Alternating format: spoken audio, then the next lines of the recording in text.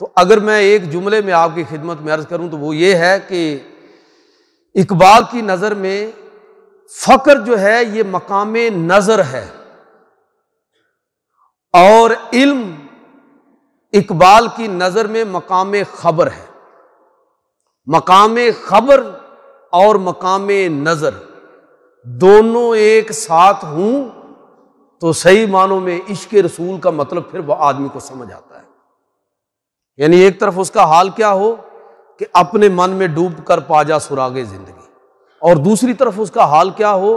کہ با مصطفیٰ برساں خیش راہ کہ دین ہما اوست گرباؤ نہ رسیدی تمام بو لہبیست۔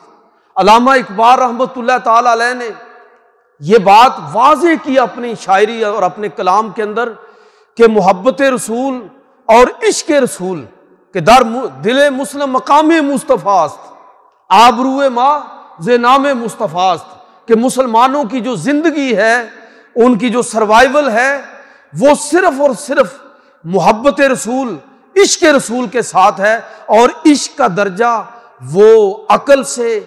اور دانش سے بلکہ علم سے بھی ایک درجہ آگے بیان کرتے ہیں۔ وجہ اس کی کیا ہے؟ اقبال کہتے ہیں کہ اصل میں نری عقل جو ہے اور نرا علم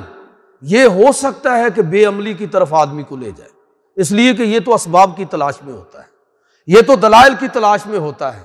تو یہ ضروری ہے، لیکن علم اور عقل کا رہبر رہنما اس کو عشق کو بنانا چاہیے،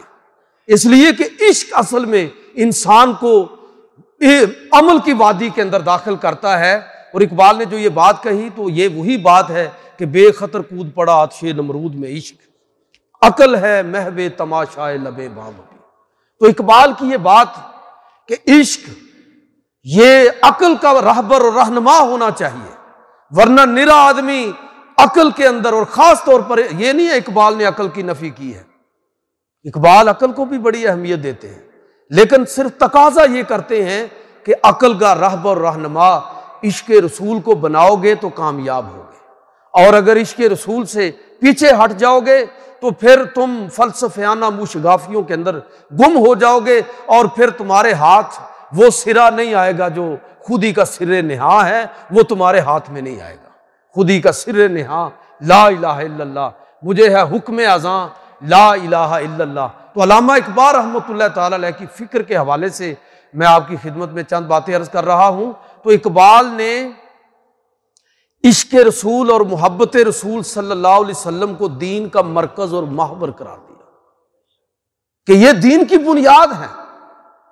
اور پھر اقبال جب اس کا پورا تجزیہ کرتے ہیں تو پھر مسلمانوں کو مغرب کی اس سازش کو بے نقاب کرتے ہوئے بھی یہ کہتے ہیں کہ دیکھو تمہارا سب سے بڑا خزانہ جو ہے،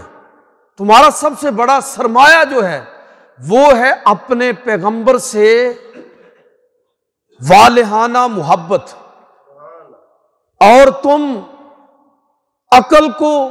رہبر اور رہنما بناؤ گے اپنی زندگی میں، علم اور جستجو کو اپنا اوڑھنا بچھونا بناؤ گے۔ اقبال عقل علم اس کو پراپر اہمیت دیتے ہیں، لیکن ساتھ ہی یہ کہتے ہیں کہ جب تم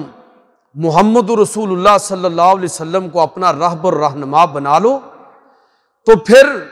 جب ان کی بات آ جائے، جب ان کی ذات آ جائے، جب ان کی شخصیت آ جائے تو پھر تمہیں اپنی عقل کو مصطفیٰ کریم کے قدموں پر قربان کر دینا چاہیے۔ اور یورپ اور مغرب کی اس سازش کو بے نقاب کرتے ہوئے کہ جب ہزاروں سال کی جنگوں کے بعد، کئی مار کے لڑنے کے بعد یورپ اور مغرب اس نتیجے پر پہنچا کہ مسلمان شکست کھاتے ہیں پھر واپس آ جاتے ہیں، ان کی اصل طاقت کیا ہے؟ تو یہ پتا چلا کہ ان کی اصل طاقت جو ہے وہ اپنے پیغمبر سے والہانہ محبت اور عقیدت ہے۔ بلکہ اگر میں یہ جملہ استعمال کروں تو بالکل صحیح ہوگا کہ دنیا نے یہ نتیجہ نکال لیا کہ مسلمانوں کی طاقت اپنے پیغمبر سے اندھی محبت ہے۔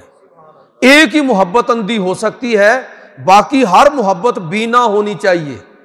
آنکھوں والی محبت ہونی چاہیے، ایون کہ باپ کے ساتھ بھی اندھی محبت نہیں کر سکتے۔ اگر وہ خدا اور رسول کے حکم کے خلاف ہماری رہنمائی کرے اور ہمیں حکم دے تو ہم اس کے پیچھے نہیں چلیں گے۔ حالانکہ اللہ کے بعد، اللہ کی عبادت کے بعد سب سے بڑی عبادت والدین کی خدمت ہے، لیکن وہاں پر بھی اندھی عقیدت نہیں ہے۔ عزیز و اقارب اور قبیلے اور خاندان کے لیے بھی اندھی عقیدت نہیں ہے۔ ایک ہی ہستی اور ذات ہے، وہ ہے ذات مصطفیٰ کریم صلی اللہ علیہ وسلم۔ یہ وہ جوہر تھا اس امت کا کہ جب اقبال نے اس کو لٹتا ہوا دیکھا تو یہ کہا کہ جس ساز کے نغموں سے حرارت تھی دلوں میں، محفل کا وہی ساز ہے بیگانہ مضراب۔ اے لوگو، اپنے آپ کو اس سازش سے آشنا کر لو کہ مغرب کیا چاہ رہا ہے۔ یہ چاہتا ہے کہ وہ فاقہ کا جو موت سے ڈرتا نہیں ذرا، روح محمد اس کے بدن سے نکال دو۔ فکر عرب کو دے کے فرنگی تخیلات،